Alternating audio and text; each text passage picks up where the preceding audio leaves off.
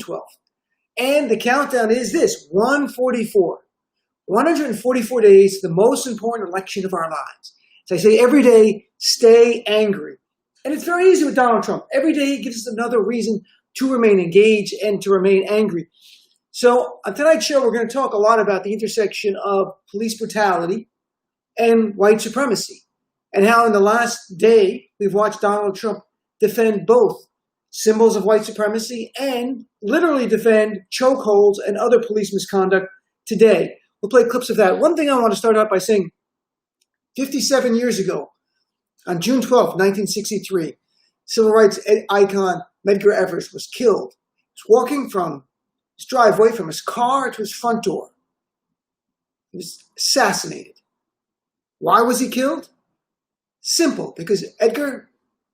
Evers, working for the NAACP, was fighting for equality for Black Americans. He wanted to make it clear that Black lives matter. And for that, a white supremacist killed him with a high-powered rifle. Mr. Evers was killed in 1963. It was not until 1994 until his killer was brought to justice because two white juries in the 60s acquitted him. Still, the struggle continues. But what Medgar Evers was trying to do in the 1960s through today, simply equality, simply Black lives valued as much as white lives in this nation. And, it's a push and pull in our country. I think Joe Biden said it really well a week ago. Between the good forces and the bad, between the dark and the light.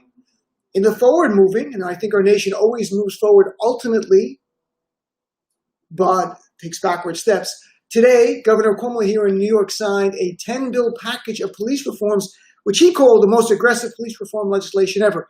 It deals with everything from accountability and transparency, which is truly needed, to the Eric Gardner Anti-Chokehold Act, making it a crime for police officers to use a chokehold on people, which is really important message.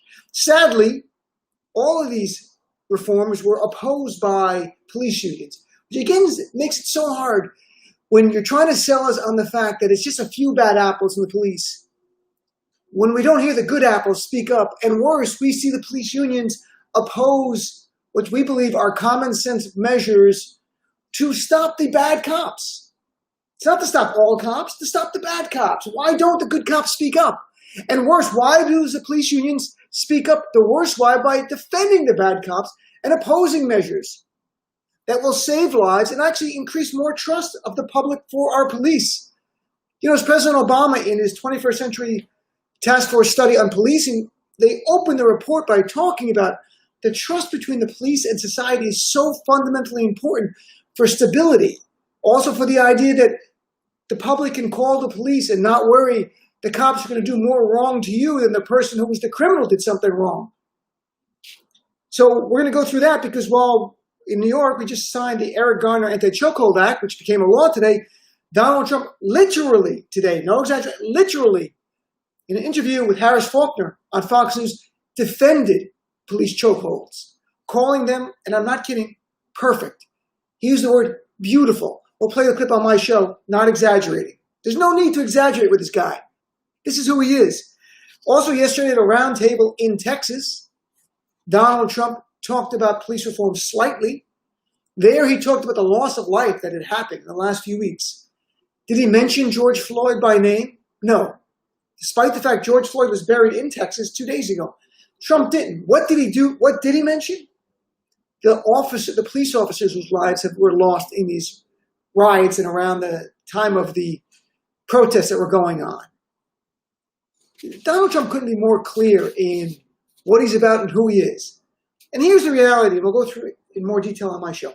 In 1992, famously, during the Bill Clinton campaign, the mantra that ran that campaign, the one that was the central theme that they wanted Bill Clinton to focus on, which would take him to the victory, was, "It's the economy, stupid." It's the economy, stupid. Why? Because the economy was in a recession. So "it's the economy, stupid" was the key. With Donald Trump, we update that in 2020 to "it's the white supremacy, stupid." Exactly, it's the white supremacy, stupid, because, and I'm not being hyperbolic, be objective. What else does Donald Trump have to run on in 2020? He was going to run on the economy and give some red meat of bigotry like he did in 2016, but that's gone. And you could say it's his fault or not his fault. It doesn't matter. He can't run on it. We have the highest unemployment right now since the Great Depression. Black and Hispanic unemployment are near record highs. We have over 20 million Americans right now on unemployment, 21 million.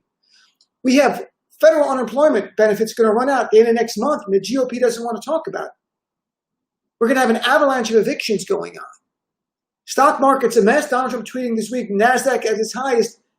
How does that help the 21 million people without jobs? And by the way, as a reminder, 85% of the benefits of the stock market go to the top 10% of income households in our nation. So when he's saying that stock market's up, that's speaking to the top 10% of the nation in terms of income. That's his base, not the average American who's struggling. We still have a pandemic. We have over 120,000 Americans dead. Polls show Americans did not approve of his handling. So he doesn't have crisis management to run on. No good economy, not good in a crisis. Be honest here, sincerely. What else does Donald Trump have to run on? Did he build his wall that Mexico is going to pay for? No. We are paying for it. He didn't get Mexico to pay for it. He doesn't have the economy. He doesn't have crisis management. He can promise the future, but how can you believe it with everything going so badly?